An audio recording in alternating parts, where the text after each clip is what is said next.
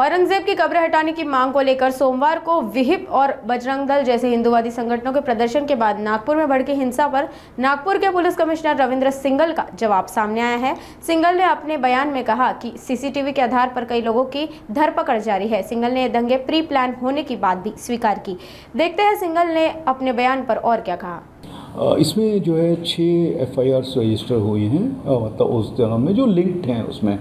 तो जो 6 जो FIR हुई हैं अभी तक उन सब में कार्रवाई चल रही है। एक तो इन्वेस्टिगेशन हो रही है, इसमें जो लोगों के नाम सामने आए हैं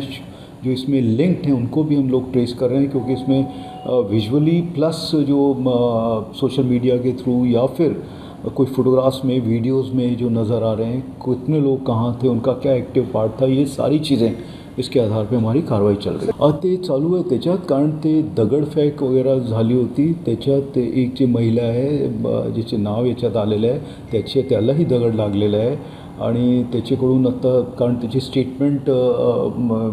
चालू आहे आणि ते त्यानंतरच आम्ही तुम्हाला सांगू शकणार की काय काय एक्झॅक्टली झालं होतं, कारण त्याच्यासोबत अधिकारी पण होते आणि ज्यावेळेस आपण चार्ज करतो किंवा मॉबच्या समोर जातो त्यावेळेस म्हणजे धक्काबुक्की असा होतात, तर त्या अनुषंगाने जर असा काही इन्सिडेंट घडलेला आहे तर ते FIR प्रमाणे मग नंतर जे फर्दर प्रोसिजर आहे त्याप्रमाणे आपण कारवाई करणार। याच्यात एक आपल्याला हे दिसतो आहे की हे प्री प्लान, कारण एक एरिया जे मी कालही सांगितलं होतं त्याच्यात हे झालं आणि मग पॅरलली दुसऱ्या एरियामध्ये पण असा एक झालेला आहेत इन्सिडेंट, आणि त्याच्यात हे जे पेट्रोल बम वगैरे आहे किंवा जे आगलीचे जे असतात त्या असे जर झाला असेल आणि जे त्याच्यात दिसतो आहे त्याचे आम्ही व्हिडिओज शोधतो आहे, परंतु असं सांगण्यात आलेलं आहे विटनेसेसनी आणि तिची पुढची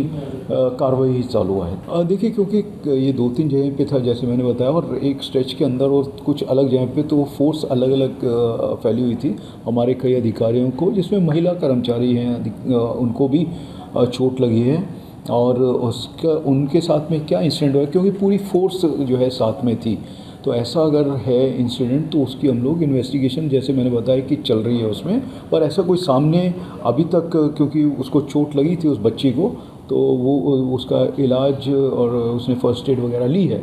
तो अभी उसकी फर्दर उसकी स्टेटमेंट में पता चलेगा। और जैसा बताया आपने बिल्कुल सही है कि एक एरिया में हुआ था ये, उसके बाद में हंसापुरी एरिया जो दूसरा एरिया है तो उसमें पहुंचा, तो इसमें हम वही कॉन्स्पिरेसी दिखाई देती है इसमें, जो कि थ्रू हो सकता है इसके थ्रू जैसे सोशल मीडिया के थ्रू हमको लग रहा है, या फ़ोन्स जो गए हैं तो वो CDR के थ्रू ये सारी चीज़ें हमारी चल रही हैं, और इसमें ज़रूर ये नज़र आता है कि कुछ कंस्पायर किसी ने तो किया है कि ऐसा इंसिडेंट यहाँ पे हुआ है तो आप भी कुछ कीजिए, इस तरह का अभी हमारी जो इन्वेस्टिगेशन में ये सारी चीज़ें आ रही हैं सामने। हाँ, इसमें जो है हमारे DCPs जो हैं वो सुपरवाइज़ कर रहे हैं अलग अलग पुलिस स्टेशंस में, जो ऑफिसर्स हैं इन्वेस्टिगेटिंग ऑफिसर्स वो अलग अलग हैं, क्योंकि 3 पुलिस स्टेशन में, एक में 3 FIR दर्ज हुए हैं, एक में 2 हैं और एक में 1 दर्ज हुई है, तो इसमें हर एक पुलिस स्टेशन में अलग अलग इन्वेस्टिगेटिंग ऑफिसर्स हैं, क्योंकि सीनियर ऑफिसर सब इन चीज़ों को सुपरवाइज़ कर रहे हैं। देखिए, जो अभी हमारे पास में जो नाम है सब नागपुर के हैं, एक तो ये एक इम्पॉर्टेंट चीज़ है उसमें, और अगर इन्होंने कंस्पायर करके एक जगह पे आए और सुबह के इंसिडेंट के बाद में फिर ये लोग सब मिले हैं, तो वही जैसे मैंने बताया कि इसमें जो वो लिंक है कैसे इन्फॉर्मेशन गई, अगर ये बाहर से लोग आए हैं वही चीज़ हम देख रहे हैं, इसमें कुछ है इसमें जो एंगल इस तरह का नज़र आ रहा है, जो कि मैं अभी मीडिया के सामने नहीं बता सकता, बट वो एंगल इस्टेब्लिश इसमें हो रहा है और वो हम लोग कर रहे हैं। इसमें जो नज़र आया थोड़े बाहर के भी लोग थे इसमें, मतलब नागपुर सिटी के ही लोग हैं, यहीं के रहने वाले हैं, बट वो भी इसमें आए, तो अभी जैसे हमारे पास जो अरेस्ट हुआ है उनकी इंटेरोगेशन चल रही है, क्योंकि हम लोग हमारा मेन अभी जो फोकस है वो शांतता रखना है, वो इम्पॉर्टेंट है, और दोबारा से इस तरह का कोई इंसिडेंट ना हो, इन्वेस्टिगेशन इसमें हमारी चल रही है। देखिए, ये जो आप बता रहे हैं इसमें वो पैटर्न कौन सा है वो में हम लोग देख रहे हैं, परंतु जो पथराव तो हुआ ही है, जो कि वहाँ पे थे पत्थर, और किस तरह से पत्थर वहाँ पे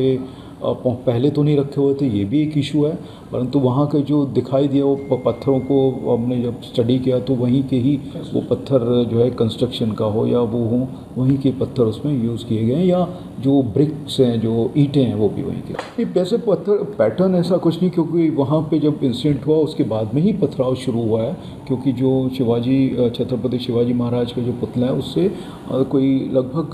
200 मीटर के बाद में वहाँ पे पथराव हुआ है, और वो मेन रोड है वहाँ का, उसके ऊपर हुआ है। तेच बी सांगते जे मास्टरमाइंड म्हणून आपण जे सांगताय तर तो त्याची एक दे जो नाव आलेले आहे, मग त्यांचे विरुद्ध त्यांचे अगेन्स्ट काय आहेत का आत्तापर्यंत? त्यांनी असे एजिटेशन्स में वेळोवेळी भाग घेतलेले आहेत का,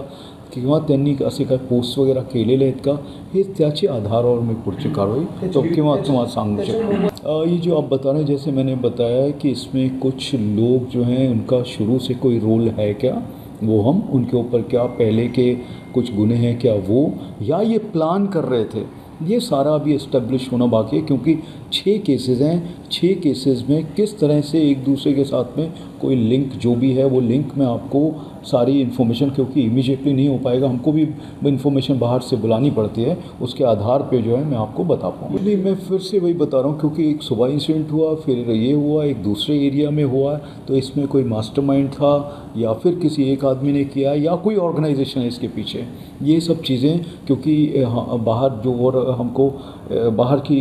एजेंसी से भी इसमें इंफॉर्मेशन मिलेगी, और उसके आधार पे जो नेशनली कोई ऐसा नेटवर्क है या फिर यहीं पे कोई ऐसा मॉड्यूल है क्या, या कोई ऐसे लोग हैं, वो सब मैं आपको बता पाऊँगा। बिल्कुल, जैसे मैंने आपको बताया, कोई भी ऐसा चीज़ नहीं अनटर्न रहेगी कि जो हम ना करें, और इसमें ऐसा कोई सेम अगर आदमी है जो नेशनल लेवल पे कोई एजेंसी से लिंक्ड है, या फिर स्टेट लेवल पे, या फिर नागपुर सिटी में, वो सारी चीज़ें देख के जो नाम सामने आए उन नामों को हम लोग उससे वेरीफाई कर रहे हैं।